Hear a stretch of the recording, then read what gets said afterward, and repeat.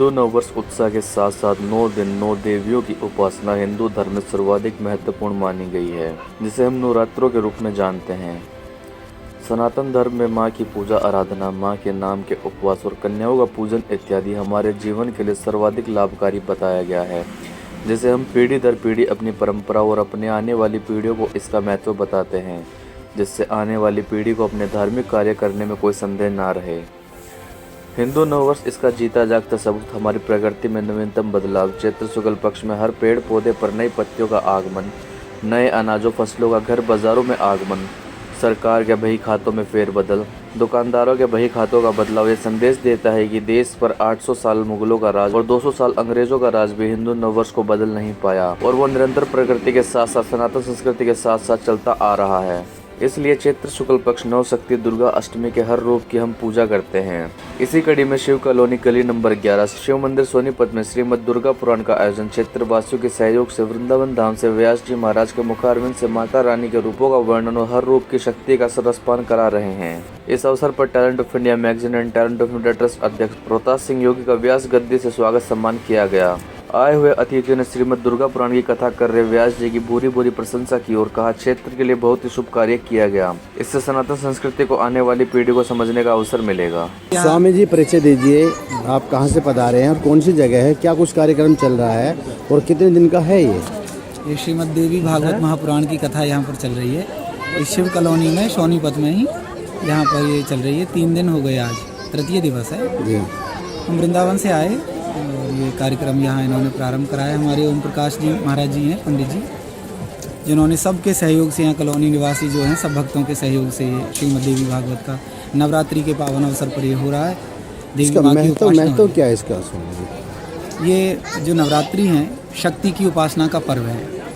हम सनातनी जो सृष्टि के आरंभ काल से ही शक्ति की उपासना करते आए हैं। हमारे महापुरुषों ने भी पूर्व काल में शक्ति की उपासना की है।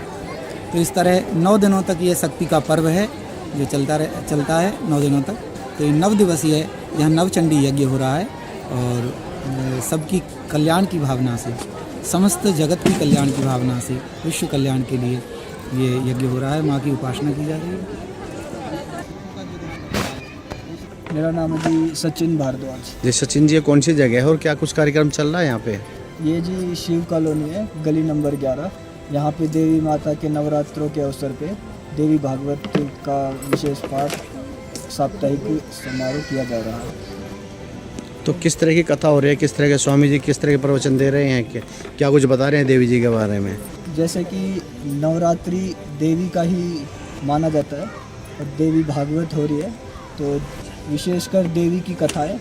और वैसे जैसे कि आज राम विवाह, राम जन्म और देवी माता की कृपा से जो कथाएं हैं सभी विशेषकर देवी माता के लिए सभी कथाएं का श्रोतागण आनंद ले रहे हैं। भाई साहब कहाँ से आए आप? मैं वादुड़ से आया हूँ। क्या नाम सर आपका? राम कौशिक। राम कौशिक जी, आप इससे पहले भी कभी भागवत कथा में शामिल हुए या पहले बार मौका मिला है? पहले ही कई बार शामिल हो चुका हूँ, लेकिन जो यहाँ सोनीपत में शिव कॉलोनी में गली नंबर 11 में जो मुझे आनंद मिला है भागवत देवी कथा का नवरात्र के उपलक्ष्य में जो किया जा रहा है, वो एक अलग ही महसूस किया गया है। कैसे पर डे के हिसाब से हर दिन माता का के विषय में बताया जाता है कि आज तीसरा नवरात्र था, इसलिए तीसरे नवरात्र के उपलक्ष्य में माता जी के विषय में जो बातें बताई गई है उससे सभी श्रोतागण को बड़ा आनंद बहुत अच्छा लग रहा है। नाम क्या जी आपका? सुमित देवी। कहाँ से आए आप? सोनीपत से। तो ये इस कथा में आप पहली बार शामिल हुए, इससे पहले भी कभी जो है माता की कथा सुनी? माता के तो हर उसमें ही होते हैं। नहीं, कथा सुनी आपने जिस तरह से व्यास गद्दी से सुन रहे हैं आप? हाँ, सुन रखी है सर। पहले भी सुन तो आज में क्या कुछ आपको अनोखा लगा यहाँ पे? भैया आज आनंद यानी बहुत अच्छा लगा भाई, मन को शांति मिलती है भाई। माता रानी का जागरण है, जहाँ भी है कथा है जो भी है तो सुनते। मैं यही शिव कॉलोनी से हूँ सर जी। आपके क्षेत्र में जो ये अपनी दुर्गा माता की जो कथा हो रही है, हाँ जी, कैसा लग रहा है कि आपको 9 देवियों के पूरे दर्शन कराए जा रहे हैं? ये सर ऐसी कथा हमारी कॉलोनी में पहली बार हो रही है देवी भागवत, और हम सबको ये बहुत अच्छी लग रही है। और दूसरा सबसे बढ़िया बात ये है कि ये सत्य जो हमारा सनातन धर्म की है, ये बच्चों को बहुत फ़ायदा होएगा और ये भी अच्छी शिक्षा प्राप्त करके बढ़िया लाइन में जाएंगे और धर्म का प्रचार करेंगे, हमारे हिंदू धर्म का। नरेला से मेरी दोस्त है संगीता जी, इनका एक एनजीओ है और वहाँ पे लड़कियों को सिलाई कढ़ाई बुनाई यानी रोज़गार के लिए आगे बढ़ा रही हैं। और जैसे ही ये नवरात्रि है मैया के और स्पेशल लड़कियों के लिए ही है, तो ये लड़कियों के लिए भलाई के लिए इनको काम सिखा रही हैं, कंप्यूटर पढ़ाई लिखाई कढ़ाई बुनाई इन कार्यों में दक्ष करने जा रही हैं इनको। परिचय दीजिए आप। सर, मेरा नाम संगीता राजकुमार योगी जी है और ड्रीम सोशल वेलफेयर कौशल विकास संगठन एनजीओ की मैं अध्यक्षा हूँ। और आज हम पहुँचे सोनीपत शिव कॉलोनी 11 नंबर गली, जहाँ माता दुर्गा की भागवत चल रही है। और बहुत अच्छा लगा यहाँ पर यह चीज़ देखकर कि यहाँ छोटे छोटे बच्चे महिलाएं सभी ने बढ़ चढ़कर इस भागवत का माध्यम और इस ज्ञान को प्राप्त किया। और बहुत एक एक शब्द एक एक अक्षर माता भागवत का जो समझाया गया पुरोहित जी के द्वारा, बहुत अच्छा लगा उसको सुनकर। और ऐसे धर्म कर्म के कार्य चलते रहने चाहिए, जिससे हमारे बच्चे और आने वाली पीढ़ियों में संस्कार सभ्यता बनी रहे। जी सर, परिचय दीजिए। देखो जी, ऐसा है, ये हमारे सोनीपत के जो इलाका है शिव कॉलोनी गली नंबर 11, जहाँ की श्री देवी भागवत कथा हो रही है। ये हमें बहुत सौभाग्य की प्राप्त है, जिससे माँ रानी हमारी कॉलोनी में आई है, जिससे सभी के लिए ये सफलता के प्रति आगे की ओर, इस कलयुग के लिए बेहतर भविष्य के लिए ये श्री देवी भागवत कथा होने जा रही है, जिससे हमारे भक्तजन जितने भी हमारा माता बहन और श्रेष्ठ व्यास जी जो हमारे कथा सुना रहे हैं, हमारे लिए बहुत सौभाग्य की बात है कि जो कि आगे की ओर, जिससे हर छोटा से लेके बड़े से लेके हर प्राणियों के लिए सफलता के प्रति ये हमें एक सीख मिलता है, जिससे ज्ञान मिलता है। और ज्ञान बहुत महत्वपूर्ण होता है और महत्वपूर्ण होता है आने वाला समय में जितने भी हमारे ये पाप जो हो रहे हैं कलयुग में, और ये कलयुग के पापों को नष्ट करने के लिए ये कलयुग के सबसे माँ देवी जागरण जो कि देवी भागवत कथा को आरंभ होता है। और ये हमें अच्छा लगा है। और जो कि पंडाल में जितने भी हैं सभी को मैं बोलूँगा जय माता दी, बोल सच्चे दरबार की। नमस्कार दोस्तों, मैं टैलेंट डिफेंडर रोहतास सिंह योगी आज आपको लेकर आया सोनीपत शिव कॉलोनी। और मैं आपको बता दूं, इस समय सनातन संस्कृति और हिंदू नववर्ष संवत 2080 का शुभारंभ हुआ है। और उसके साथ साथ में नव दुर्गा की उपासना 9 दिन चलेगी। और जिसका आज मैं आपको शिव कॉलोनी के अंदर आज से पहले बहुत से भक्तों ने देखा होगा श्रीमद् भागवत कथा का विमोचन होते हुए, लेकिन यहाँ शिव कॉलोनी के अंदर श्री दुर्गा भागवत का यहाँ विमोचन किया जा रहा है। जो शास्त्री जी, जो व्यास जी वृंदावन से आकर और इस क्षेत्र के लोगों को इतना अच्छा रसपान करा रहे हैं भक्ति का, और जो ज्ञान की जो गंगा है उसमें इन सबकी डुबकी लगा रहे हैं। और इसके साथ साथ में हमारे आने वाली पीढ़ी को अपने सनातन धर्म को जानने का अवसर मिल रहा है। ये सबसे अच्छी बात है कि आज हमने यहाँ पर आके देखा, जो माता पिता हैं वो अपने बच्चों को भी लेकर आए हैं और उन बच्चों ने भी यहाँ आकर अपनी सनातन संस्कृति को जानने की भी कोशिश की है। बहुत ही अच्छा लग रहा है। और जो व्यास गद्दी से जो व्यास महाराज हैं वहाँ से बहुत ही अच्छे, बहुत ही सुंदर शब्दों में एक एक शब्द को समझाकर बताया जा रहा है। और आज जिस तरह से तीसरा नवरात्रा है, तो चंद्र घंटा माँ का नवरात्रा था ये, और आज बहुत ही अच्छी तरह, बहुत ही सुंदर तरीके से कथा भी और उसके साथ साथ भजन भी और आरती, सभी ने बड़े ही प्यार से आरती भी की और अपने सनातन संस्कृति को अपने बच्चों और अपने आने वाली पीढ़ी को बताने की भी कोशिश की है। तो हमने अपने चैनल के माध्यम से आप सभी को नव दुर्गा और उसके साथ में हिंदू नववर्ष की आपको शुभकामनाएं देते हैं। और हम सबसे यही प्रार्थना करते हैं कि ऐसे जहाँ भी धार्मिक कार्यक्रम होते हैं आप अपने बच्चों को लेकर वहाँ जरूर जाएं, ताकि वो धीरे धीरे अपनी संस्कृति को जानने की कोशिश करें। और जिस तरह से ये आधुनिकता का दौर है, उस आधुनिकता के दौर में हमारी युवा पीढ़ी अपने सनातन धर्म से पिछड़ती जा रही है, तो हमें कोशिश करनी है कि उन्हें अपनी संस्कृति के बारे में कुछ ना कुछ जानकारी देनी जरूरी है। तो बने रहिए टैलेंट ऑफ इंडिया के साथ। जगत जननी भवानी चाहती तो स्वयं दुष्टों का संहार कर सकती थी, फिर वे स्वयं प्रकट होकर के उन्होंने उन दुष्टों का संहार क्यों नहीं किया? तब महामुनि वेद व्यास जी कहते हैं कि हे राजा जन्मेजय, वसुदेव गृहे साक्षात् भगवान पुरुषः परः जनिष्यते तत्प्रियार्थं संभवन्तु सुरस्त्रियः। भगवान अवतरित हुए, परंतु किसके साथ में अवतरित हुए? जो भगवती श्री राधा रानी है उनके साथ में। सुनो, भगवान कृष्ण का प्राकट्य हुआ उससे 11.5 महीने पहले ही भगवती श्री राधा रानी अवतरित हो चुकी थी। मैंने पहले ही दिन प्रथम श्लोक का उच्चारण किया था और प्रतिदिन करता भी हूं। श्री गणेश जननी दुर्गा राधा लक्ष्मी सरस्वती सावित्री च सृष्टि विधौ प्रकृति पंचधा संहिता। देवी भगवती की ये 5 विशिष्ट प्रकृति हैं या विशिष्ट स्वरूप हैं, दुर्गा, राधा, लक्ष्मी, सरस्वती, सावित्री। तो श्री राधा पूर्व ही उत्पन्न हो गई थी, तो संभवन्तु सुरस्त्रिया। इसीलिए ब्रह्मा जी ने देवताओं से यह निवेदन किया था, हे देवताओं, तुम भी अपनी अपनी शक्तियों के साथ अवतरित हो जाओ, क्योंकि बिना शक्ति के जीव निर्बल रहता है और वह किसी भी दुष्कार्य का, अधर्म का प्रतिकार नहीं कर पाता।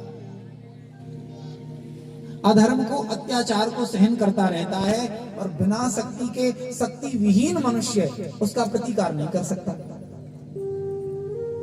अगर हमें शक्ति नहीं है तो कोई हमको पीट रहा हो तो हम उसको रोक नहीं सकते, और ये सामर्थ्य है तो वो हमें क्या पीटेगा, हम उसे पीट डालेंगे।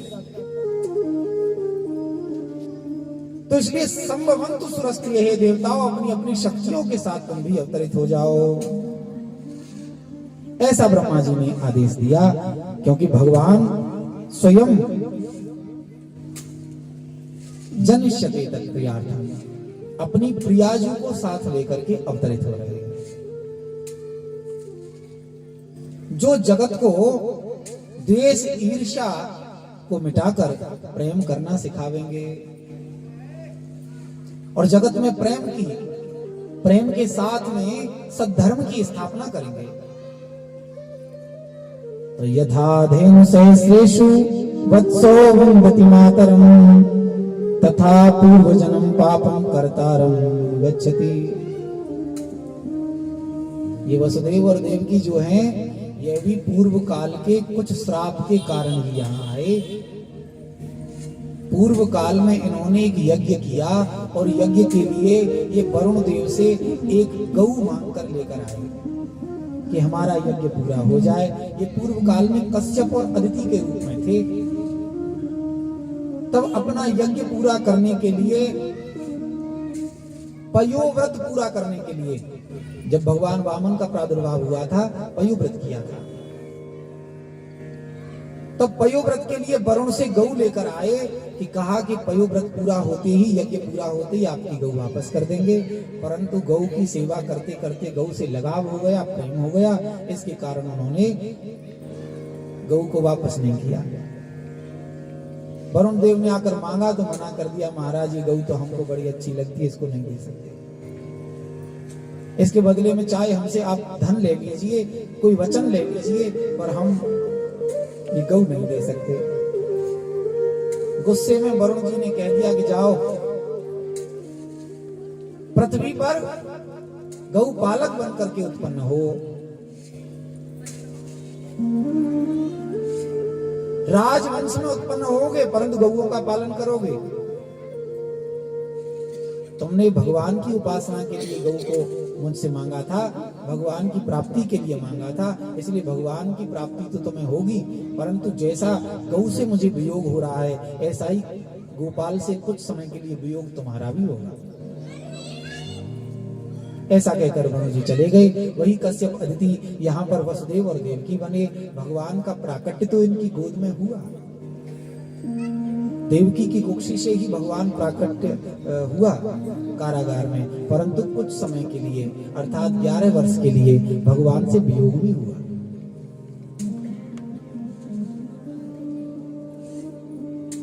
ज्ञानी तापस सूर कवि कोविद गुण आधार,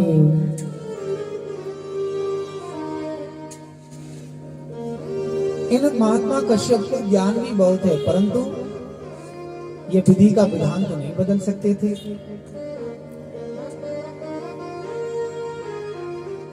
माया की प्रबलता के कारण भगवान का प्रादुर्भाव इनके यहाँ पर हुआ। भगवती जगत जननी भवानी योग माया के रूप में अवतरित हुई। कभी इन्हीं नारायण ने पूर्व काल में नर नारायण के रूप में भी अवतार लिया था। इससे पूर्व में जहां पर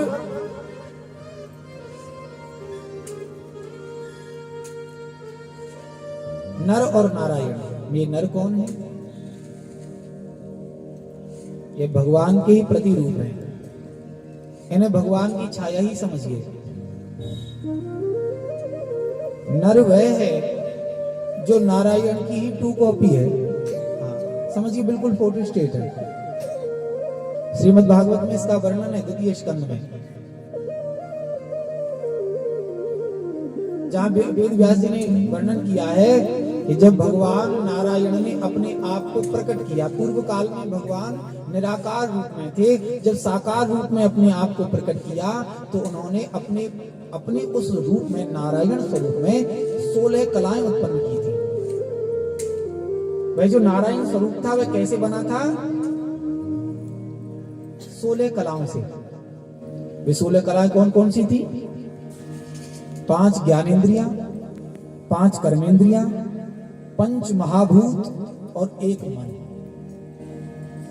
भगवान की 16 कलाएं कौन कौन सी हैं?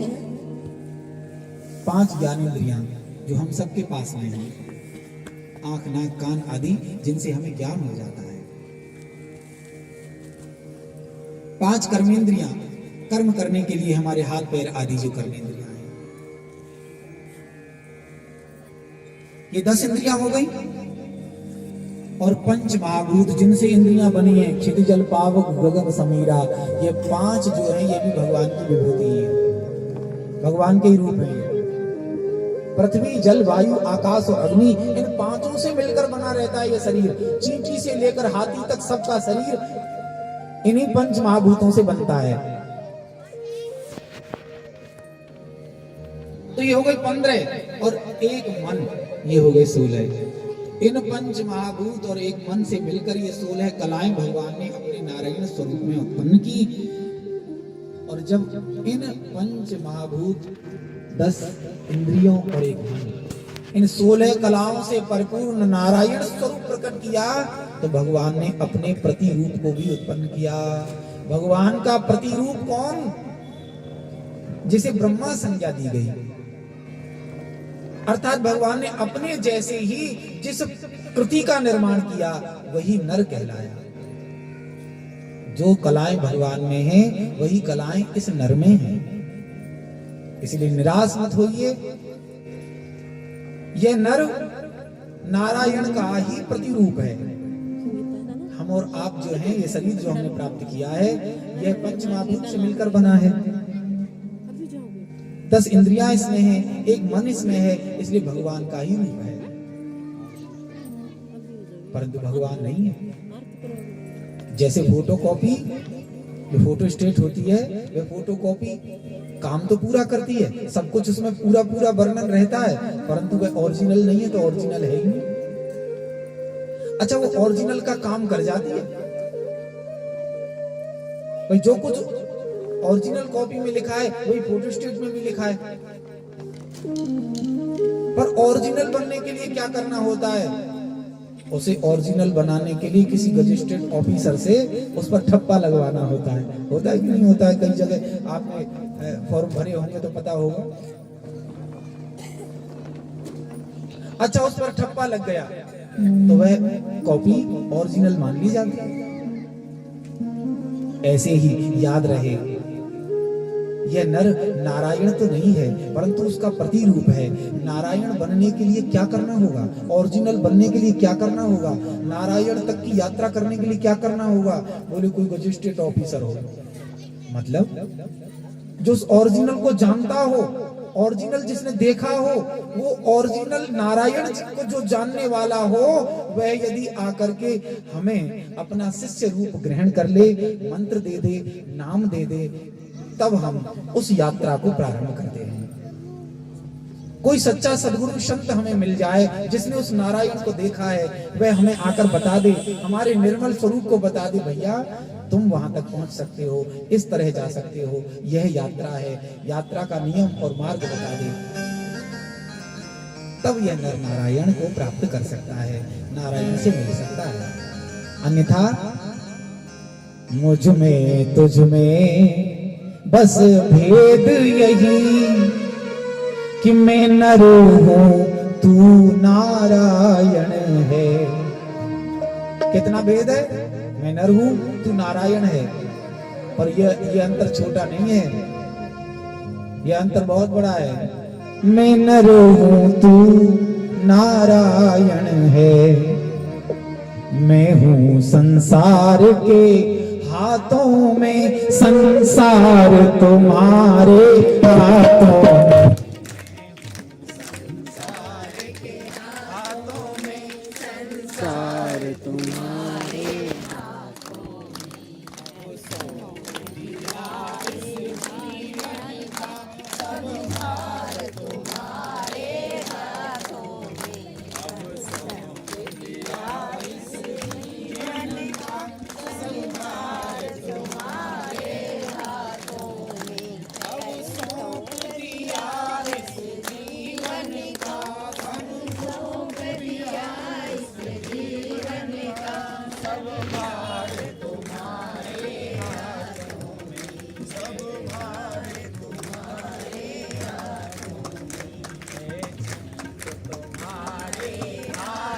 में, तुम्हारे हाथों में, और हार तुम्हारे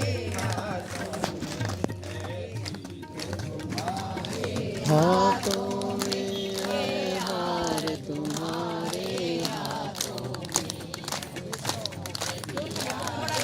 जीवन का सब भार तुम्हारे हाथों में, सौंप दिया इस जीवन का सब भार तुम्हारे हाथों में,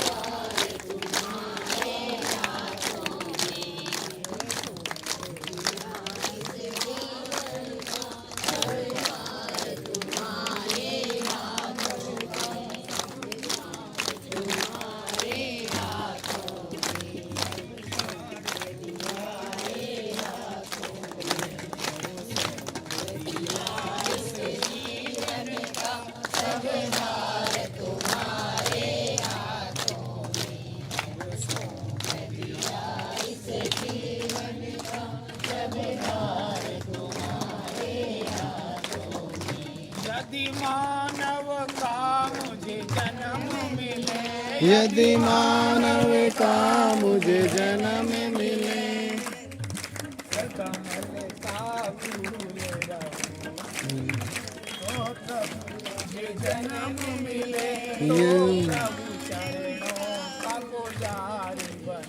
तो प्रभु चरणों का पुजारी बनूं, इस पूजन के रगता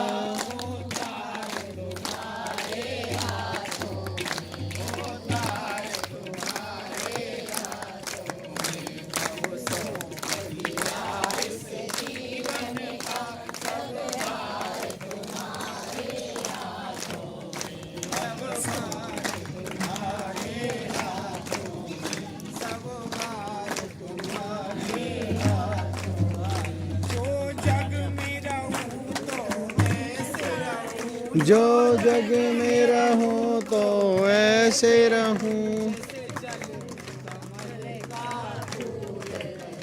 जैसे जल में कमल का फूल रहे।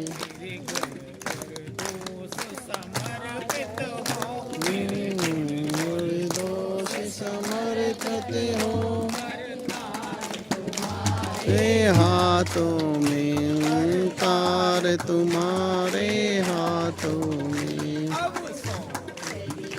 इस जीवन को सौंप दिया, इस जीवन का सार तुम्हारे हाथों में, तुम्हारे हाथों में। तो ब्रह्मा जी के हृदय में ये भाव उत्पन्न हुआ कि मेरा ही पुत्र है धर्म। ब्रह्मा जी के पुत्र धर्म और उनकी पत्नी है मूर्ति, जिनसे यज्ञ नारायण का प्रादुर्भाव हुआ, नर और नारायण का जिनसे प्रादुर्भाव हुआ है। ये नर और नारायण भगवती की उपासना करने में लीन हैं, योगाभ्यास कर रहे हैं। तो योगाभ्यास करते हुए नर नारायण के पास बद्रिकाश्रम में ब्रह्मा जी पहुंचे और जाकर के निवेदन किया, हे नर नारायण, तुम दोनों जो भगवती की उपासना कर रहे हो, इस साधारण से तप से देवी प्रसन्न होने वाली नहीं है। तुम्हें कठोर तप करना होगा। तो कठोर तप कैसे किया जाए, योगाभ्यास कैसे किया जाए, इसका उन्हें उपदेश करके ब्रह्मा जी चले आए। दोनों भाइयों ने 1000 वर्ष तक कठोर तप किया। तुम नर नारायण को तप करते 1000 वर्ष जब बीत गए, बद्रिकाश्रम आश्रम धन्य हुआ और इंद्र के पसीने छूट गए। इंद्र को लगने लग गया कि ये जो नर और नारायण हैं, मेरे इंद्रासन को प्राप्त करना चाहते हैं,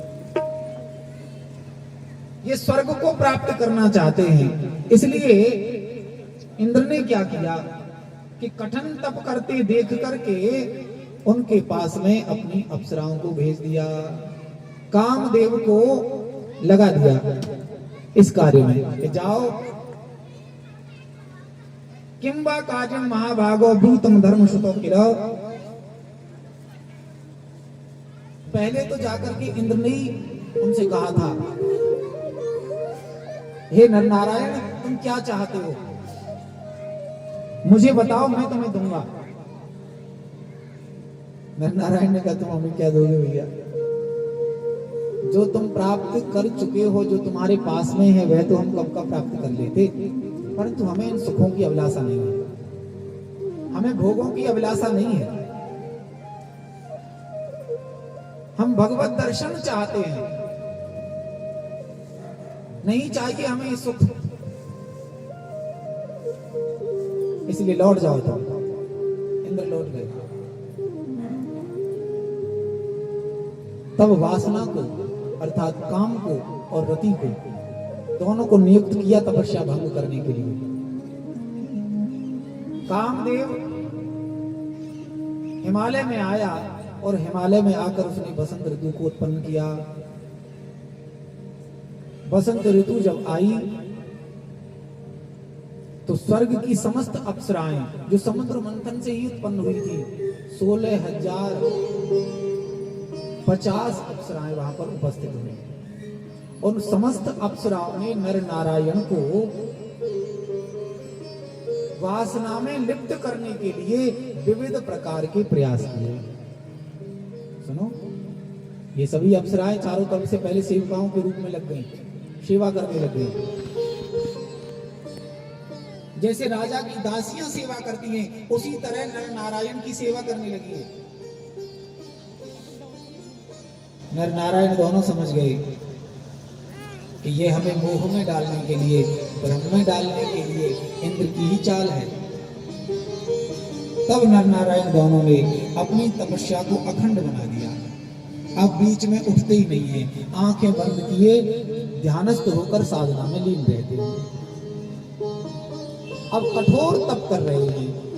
तब तो उन अप्सराओं ने चारों तरफ नृत्य करना प्रारंभ कर दिया, उच्च स्वर से गाना प्रारंभ कर दिया, विविध प्रकार से विघ्न डालने लगी।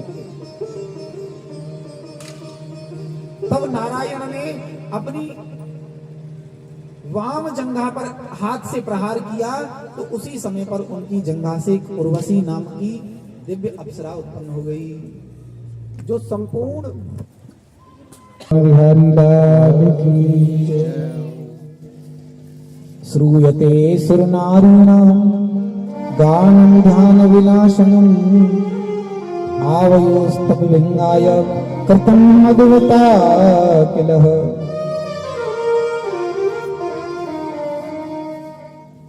इंद्र ने तुम्हें यहाँ भेजा है, तुम हमको छलने आई हो, तब में तुमने विक्षेप किया, तुम व्रत को बिगाड़ने आई हो।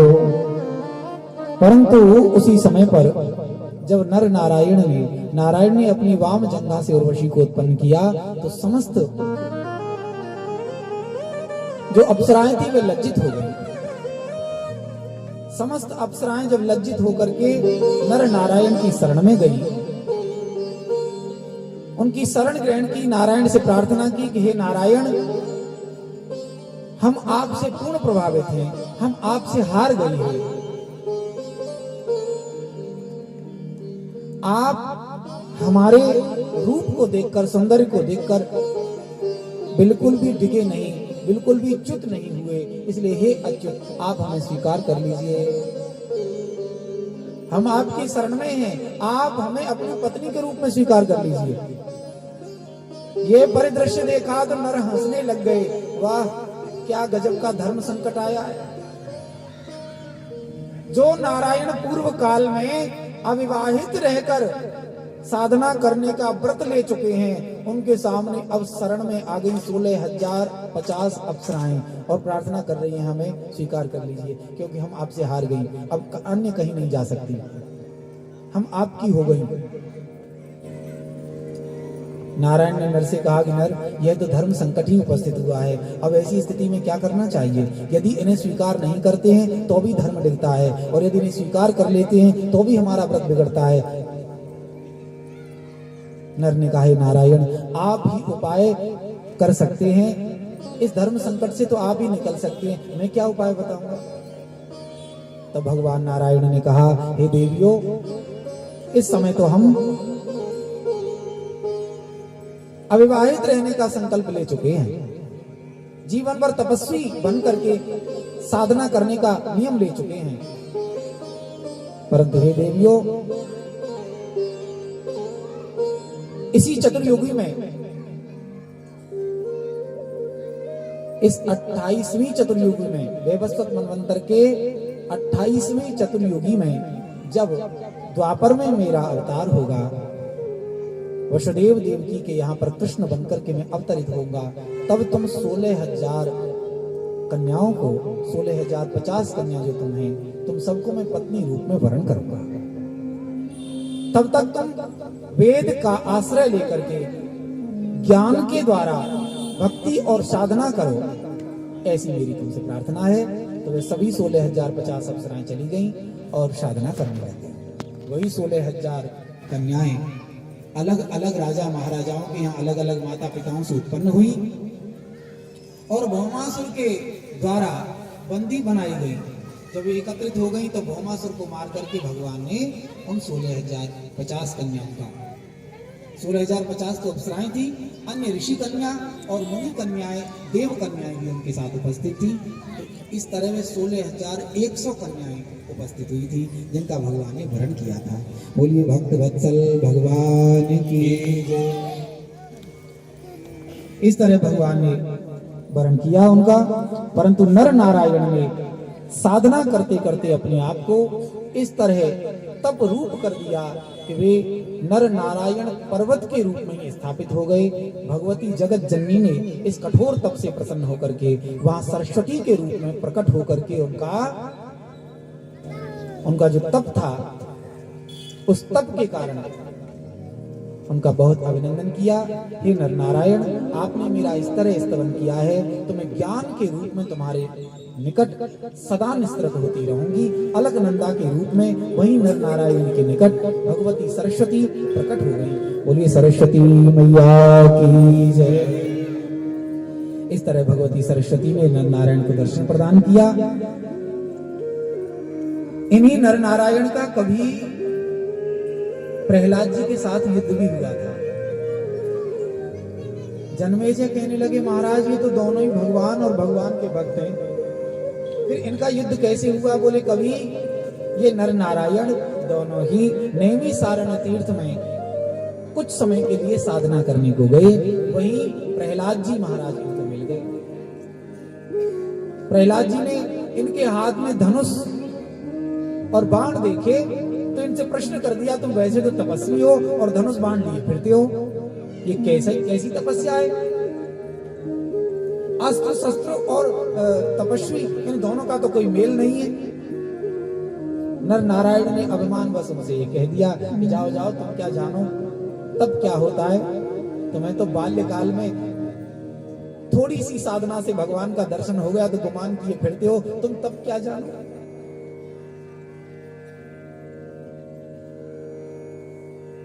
तो बोले तब नहीं जानते तो हम युद्ध करना तो जानते, यदि तुम्हारे पास में अस्त्र शस्त्र हैं तो तुम युद्ध करो।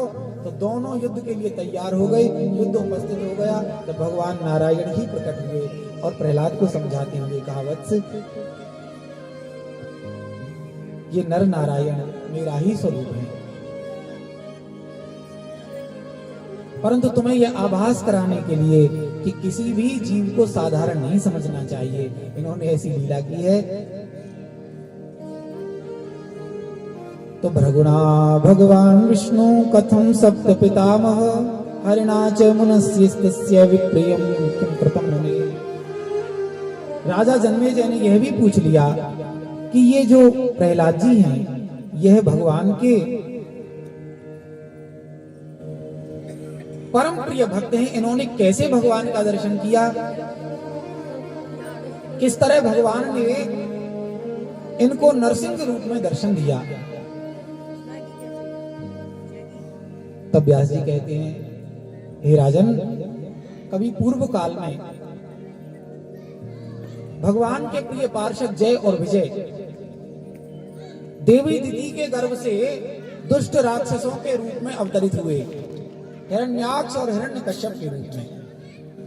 तो हिरण्याक्ष को तो भगवान ने बारह बन करके मार गिराया, परंतु जो हिरण्यकश्यप था यह तपस्या करने लगा था। तब करते करते ब्रह्मा जी से इसने वरदान प्राप्त कर लिए थे। बहुत भक्ति साधना इसने की। इसी काल में इसकी गर्भवती पत्नी का अपहरण करके इंद्र ले गया, परंतु देवर्षि नारद ने उस हिरण्यकश्यप की पत्नी कयादु को इंद्र से लेकर अपने आश्रम में रख लिया। वहीं पर एक बालक का जन्म हुआ। तो एक परम भक्त के आश्रम में रहकर भक्तमती कयादु से जिसका जन्म हुआ वही बालक ये प्रहलाद हुआ। प्रहलाद को पाकर अत्यंत आह्लाद हुआ मन में, प्रसन्नता हुई मन में, इसलिए कयादु ने और हिरण्यकश्यप ने इस बालक का नाम प्रहलाद रख दिया। परंतु ये बालक जन्म से ही भगवान का परम भक्त था, क्योंकि जन्म से ही भक्ति प्राप्त हो गई, गर्भ में ही भक्ति प्राप्त हो गई। भगवान की भक्ति करता तो हिरण्यकश्यप को अच्छा नहीं लगता, क्योंकि हिरण्यकश्यप तो भगवान को अपना शत्रु मानता है। मेरे शत्रु का भजन करता है, चिंतन करता है, इसको सिखाना पढ़ाना पड़ेगा। तो संड अमर के यहाँ जो दैत्य गुरु शुक्राचार्य जी के पुत्र हैं उनके संरक्षण में भेज दिया और वहां गुरुकुल में पढ़ने लगा प्रहलाद, दैत्यों की शिक्षा ग्रहण करने लगा। परंतु वहां पर भी जगत की शिक्षा तो ग्रहण कर रहा है, परंतु अपना जो मूल मंत्र है उसको नहीं भूला। यहाँ सब कुछ पढ़ते हुए भी गुरुकुल में वह भगवान का भजन निरंतर करता रहता है। और ये बात तब पता चली जब हिरण्यकश्यप ने एक दिन सभा में बुला करके प्रहलाद से पूछा, बेटा अब तो तुम बहुत दिन से पढ़ रहे हो, ये बताओ कि तुम क्या पढ़े अब तक। बोले, पिताजी अब तक तो मैंने बहुत बातें सीख ली हैं। घरानि भूमो पशवो ही गोष्ठे, नारी ग्रह द्वारि सखा स्मशाने। ये जो स्त्री पुत्र परिवार देख रहे हैं ना, ये सब कुछ भी अपना नहीं है, एकमात्र भगवान अपने हैं। हमें उनको याद करना चाहिए, उनकी भक्ति करनी चाहिए। और उनकी भक्ति 9 तरीके से की जा सकती है। श्रवणम कीर्तनम विष्णु स्मरणम पाद सेवनम अर्चनम वंदनम दास्यम शक्यम आत्मनिवेदनम। इस नवदा भक्ति का वर्णन किया, भगवान की भक्ति का वर्णन किया तो हिरण्यकश्यप को अच्छा नहीं लगा। उसने कहा, बड़ा दुष्ट है तुम तो, इतने दिन से पढ़ा रहे तो कुछ नहीं पढ़ा। संडवर्ग को भी गालियां देने लग गया हिरण्यकश्यप और प्रहलाद को मारने का प्रयास किया। राक्षसों से कहकर ले जाओ इसको, पर्वत से नीचे गिरा दो डराने के लिए। और सहर्ष पर्वत से नीचे गिर गए। कुछ ना बिगड़ा प्रहलाद का। भैया, जिसका रक्षक भगवान उसे कोई मार नहीं सकता, प्रभु दीन बंधु का दास किसी से हार नहीं सकता। कौन मारे उसे जिसे भगवान बचाना चाहते हैं, क्योंकि मारने वाला है भगवान, बचाने वाला है। बाल न बांका होता उसका, जिसका रक्षक दया निधान। मारने वाला कौन उसका कुछ बिगाड़ सकता है। प्रहलाद का कुछ भी नहीं बिगड़ा। समुद्र में डुबा दिया पर डूबे नहीं, हाथियों से कुचलवाया पर मरे नहीं। होलिका पकड़ करके अग्नि में लेकर बैठ गई, होलिका जल गई, प्रहलाद बच गया। हिरण्यकश्यप ने कहा, दुष्ट तू ऐसे नहीं मानेगा और मेरी क्षति करता रहेगा, मेरी जो जगत में प्रतिष्ठा है उसका विनाश कर देगा तू तो। आज मैं देखता हूं तुझे कौन बचाता है। मैं तुझे अपने हाथों से मारूंगा। हाथ में खड़ग उठा लिया, अभी तेरे को मार डालूंगा। मैं देखता हूं तुझे कौन बचाता है।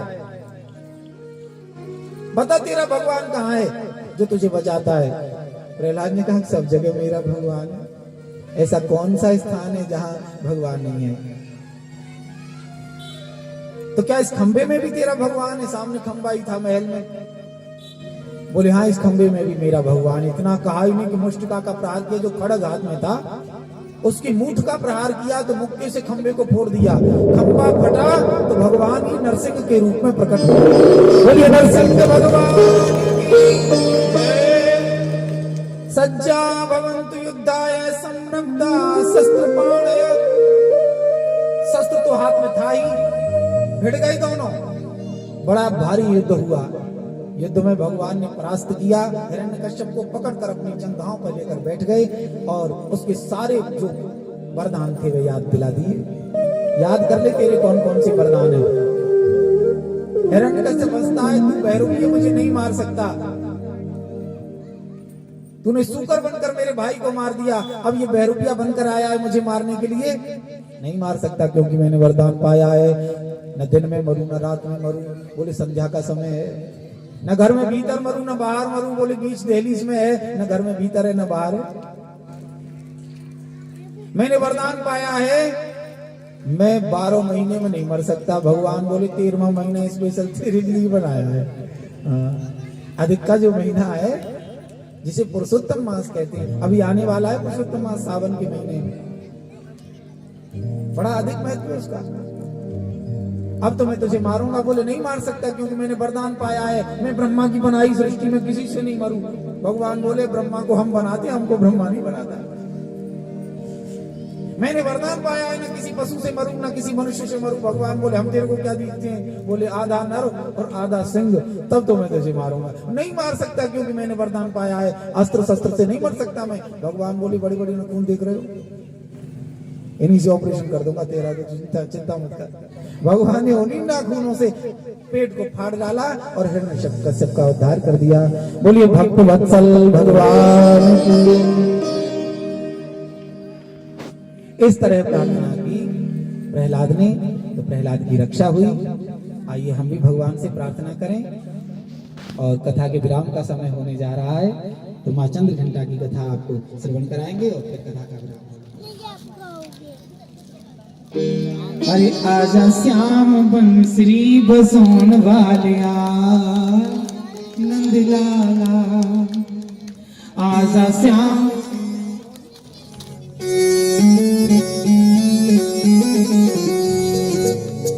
अरे आजा श्याम बंसरी बजौन वालिया नंद लाला।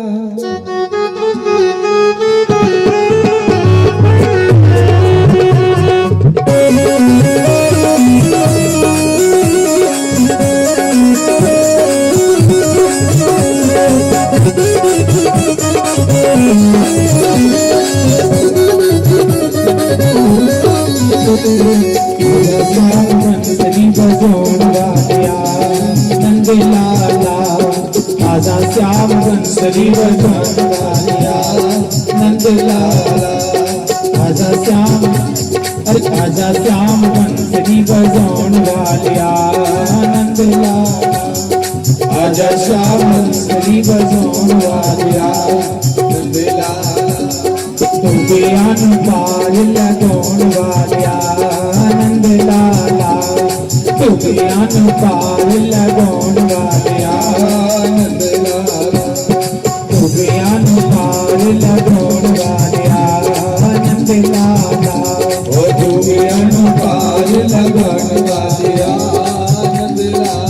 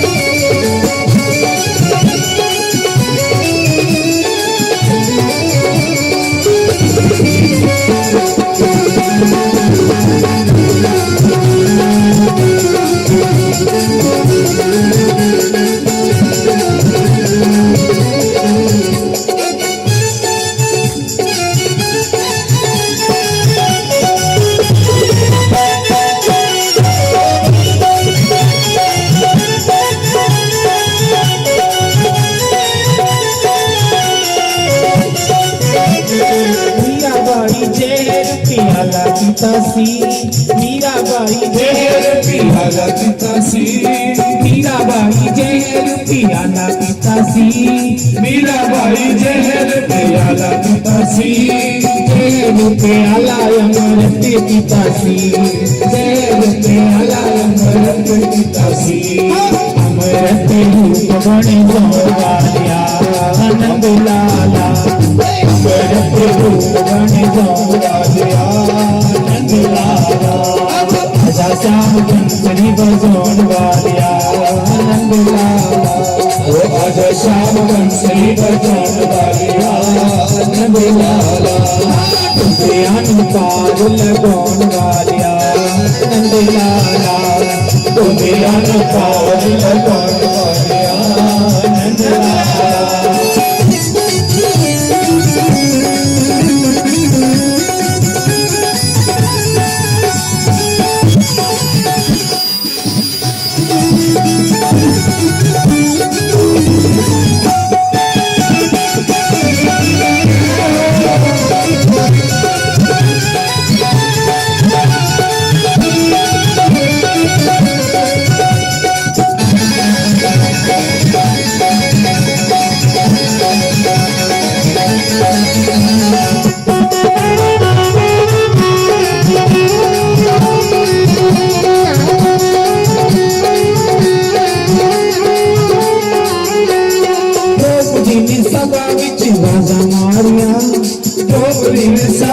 विच राजा मारिया द्वारका च बैठ सुने लिया सारिया द्वारका च बैठ सुने लिया सारिया द्रौपदी ने सभा विच राजा मारिया द्रौपदी ने सभा विच राजा मारिया द्वारका च बैठ सुने लिया सारिया द्वारका च बैठ सुने लिया सारिया साढ़ा के बेर लगोण वालिया आनंद लाला साढ़ा के बेर लगोण वालिया आनंद लाला अब आजा बंसरी बजाउण वालिया आनंद लाला आजा श्याम बंसरी बजाउण वालिया आनंद लाला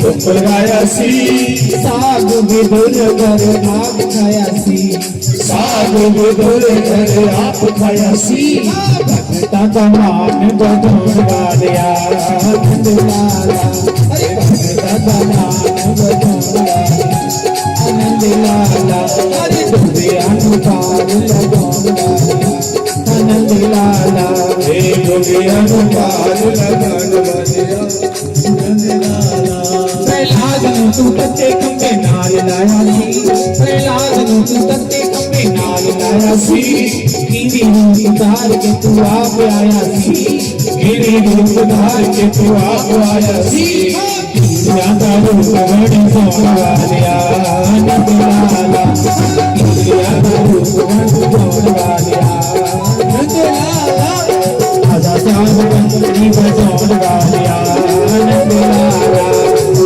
श्याम बंसरी बजाउण वालिया आनंद लाला अरे डोबिया नु पार लगौण वालिया आनंद लाला डोबिया नु पार लगौण वालिया आनंद लाला डोबिया नु पार लगौण वालिया आनंद लाला डोबिया नु पार लगौण वालिया आनंद लाला।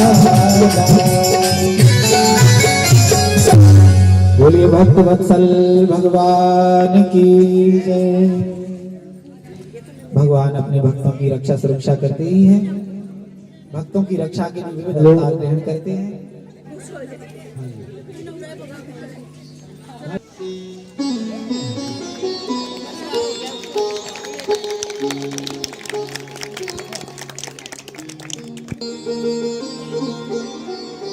हनुमान जी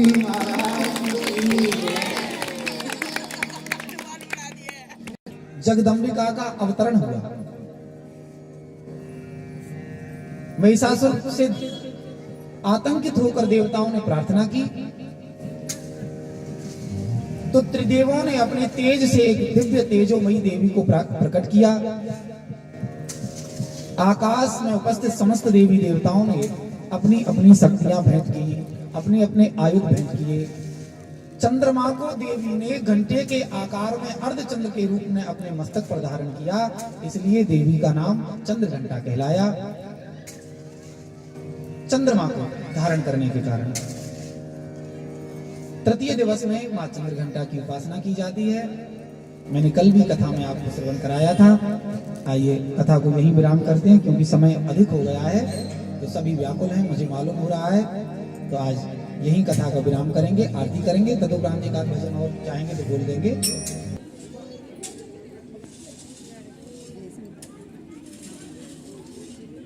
और आप सभी तालियों से उनका स्वागत करें।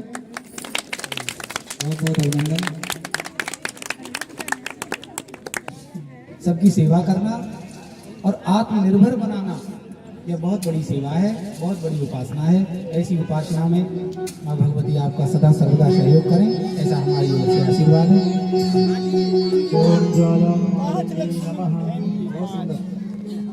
ओम ज्वालामालिनी नमः, रत्नेश्वरी नमः। सर्वोच्चारार्थे गंधाक्षत पुष्पाणि समर्पयामि। आरती जग जननी में तेरी आरती जग जननी में तेरी आरती जग जननी में तेरी आरती गाऊं मैया मोरे श्याम, आरती गाऊं मैया मोरे श्याम, आरती जग जननी में तेरी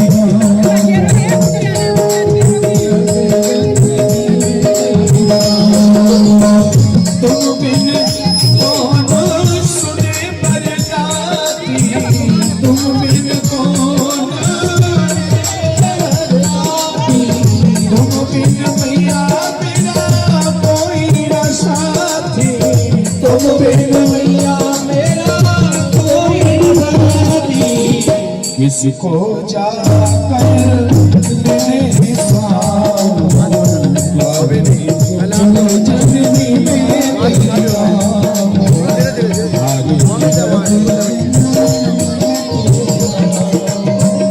असुरों ने देवों को सताया, असुरों ने देवों को सताया,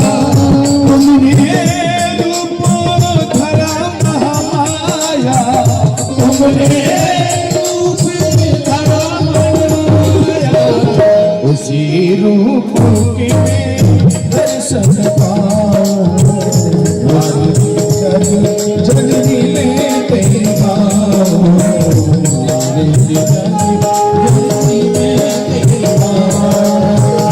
रख दीजिए मधु के कबो मारे,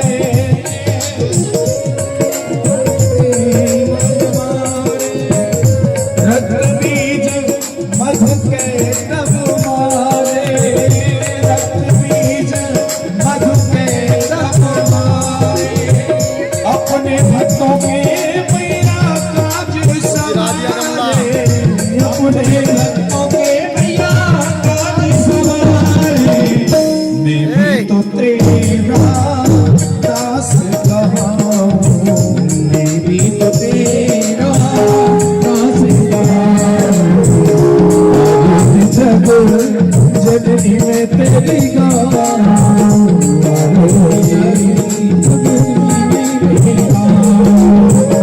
आरती तेरी करूं मरदा की, आरती करूं मरदा की। हृदय का दीपक नैनों की बात की,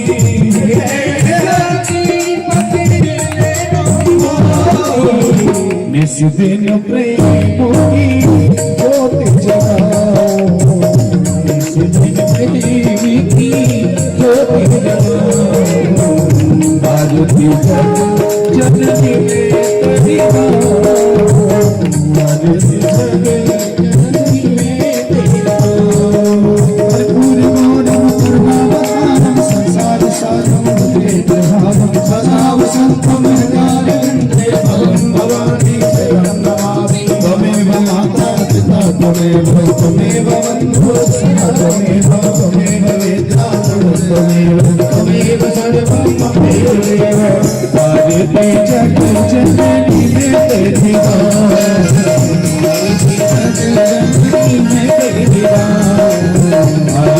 जग जननी में तेरी मैं तेरी आरती गाऊं, मैं तेरी आरती गाऊं, मैं तेरी आरती गाऊं, मैं तेरी आरती गाऊं।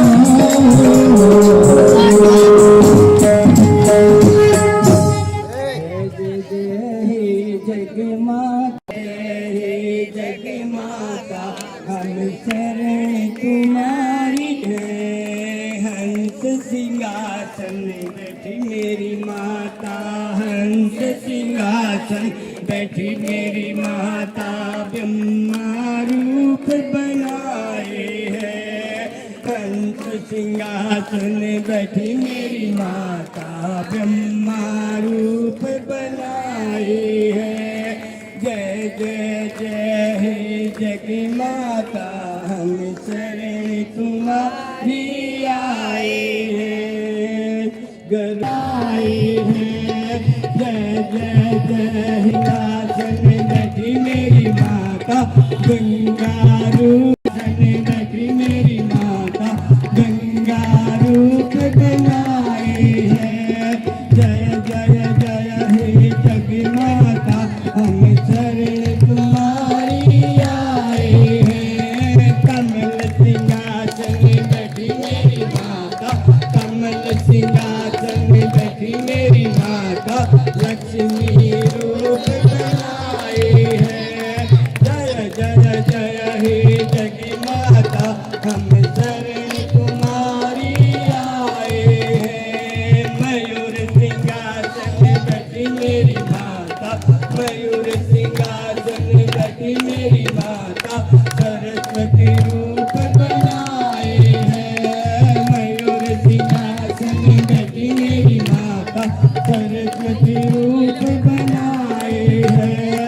जय जय जय हे जग माता हम शरण तुम्हारी आए हैं।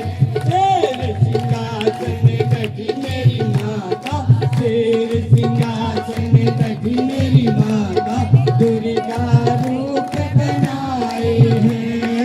शेर सिंहासन बैठी मेरी माता दुर्गा रूप बनाए हैं। जय जय जय हे जग माता हम शरण तुम्हारी आए हैं।